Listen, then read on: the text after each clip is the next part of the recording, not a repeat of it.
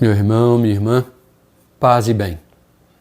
A você que está chegando aqui no canal, esse canal tem um nome grande, né? Música, liturgia, paz e bem. Eu quero dizer umas palavrinhas para você, de um modo especial, mas contando com a boa vontade, com a generosidade fraterna de quem já está inscrito no canal há mais tempo.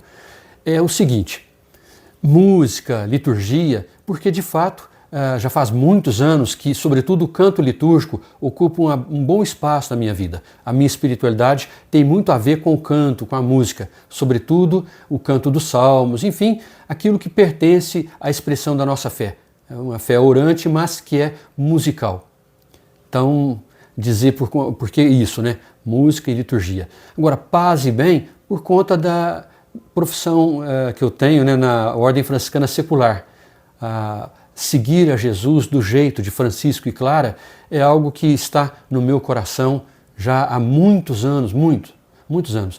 E na minha formação para fazer profissão, já faz 2 anos que eu fiz, dia 25 agora de janeiro, completei 2 anos de profissão na Ordem Franciscana Secular. Então é uma caminhada, então eu agradeço muito a sua presença nesse canal. Se você não é inscrito, então peço que você se inscreva, compartilhe com pessoas também que amam a Palavra de Deus e, sobretudo, as pessoas que amam a Francisco de Assis, o seu jeito de seguir a Jesus.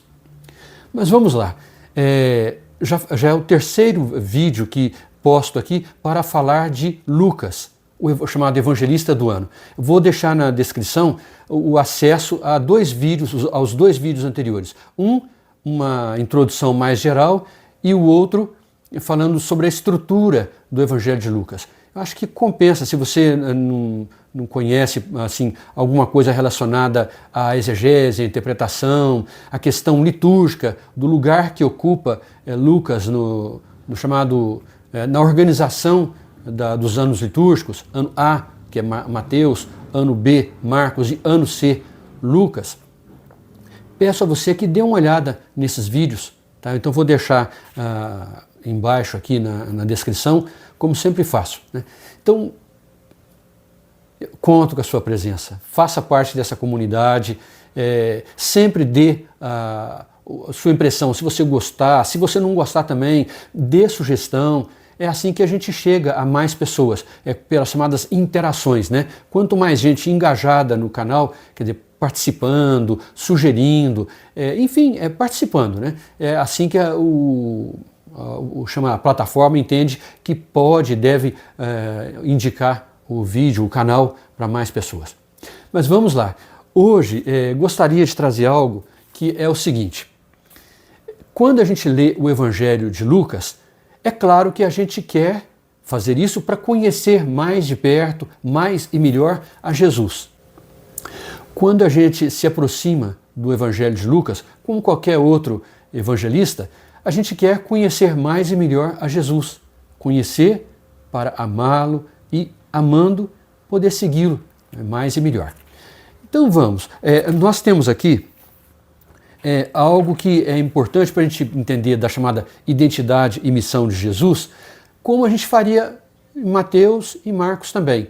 Mas no caso de Lucas, nós eu proponho algo que é o seguinte, já no começo do Evangelho, no primeiro capítulo, depois que faz toda aquela introdução sobre a pesquisa que ele fez, né, Lucas fala, olha, eu também quis colocar por escrito aquilo que aconteceu entre nós e tudo. Mas vamos partir então, vamos lá para o 2º capítulo, onde se fala da infância de Jesus, o nascimento de Jesus. Como é que foi noticiado? Então veja, para a gente entender a identidade e a missão de Jesus, no capítulo 2, no versículo 11, quando os anjos, né, anunciam para os pastores, diz o seguinte, não tenham medo.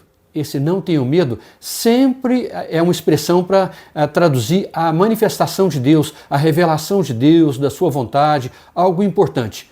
Então, os pobres, os que estavam ali recanteados na periferia da vida social e até religiosa, os pastores, recebem esse anúncio. Hoje, na cidade de Davi, nasceu para vós um Salvador, que é o Messias, o Senhor.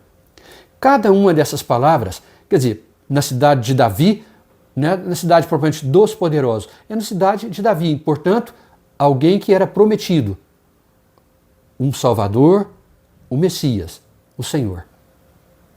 Então, meu irmão e minha irmã, como é que nós vamos entender, como é que Lucas apresenta Jesus no seu evangelho? Então vou dizer alguns traços aqui, claramente então, o Messias, né, o Cristo, né, a palavra Messias é a palavra hebraica para Cristo, né? Cristo é grego, ungido, consagrado para uma missão.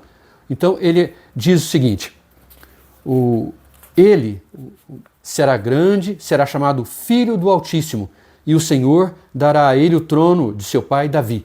Então, quando anuncia a Maria, o anjo já diz claro que ele será filho do Altíssimo. E, vamos dizer assim, lá no finalzinho, no capítulo 22, versículo 67, diz, e começaram a dizer, se tu és o Messias, dize-nos.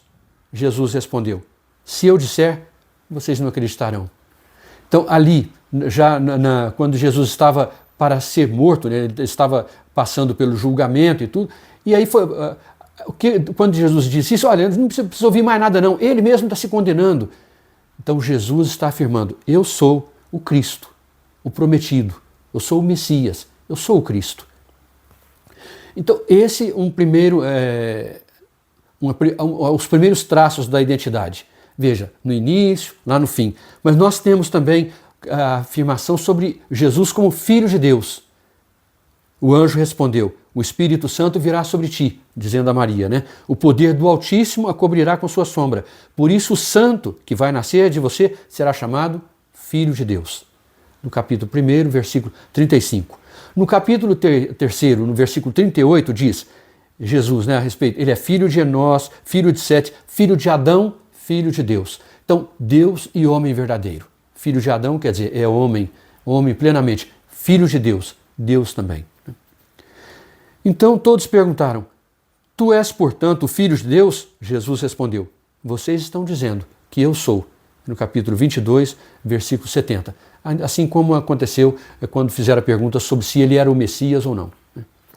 Rei, nós temos aqui o nosso vídeo, né, está se alongando um pouquinho, mas eu vou deixar mais duas afirmações sobre Jesus como sendo rei, no capítulo 22, versículo 29, assim como o Pai confiou a mim o reino, eu também confio o reino a vocês. E depois diz o seguinte, vocês hão de comer e beber na minha mesa no meu reino.